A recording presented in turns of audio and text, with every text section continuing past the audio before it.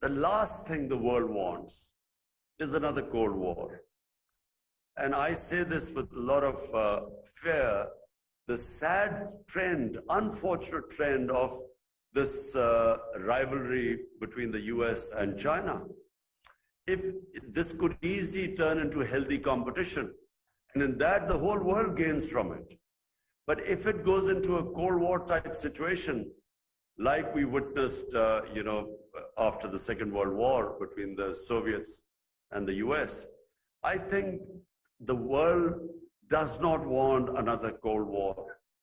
And for Pakistan, again, I repeat, my concentration is only on one thing: how to look after the 220 million Pakistanis. Half of them are not in a good place, who are hovering on the above poverty line, and half of them below. I mean, the bottom 50% is hovering on the poverty line.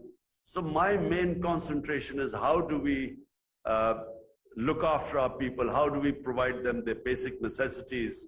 How do we bring rule of law in my country? And the last thing we want is any sort of conflict.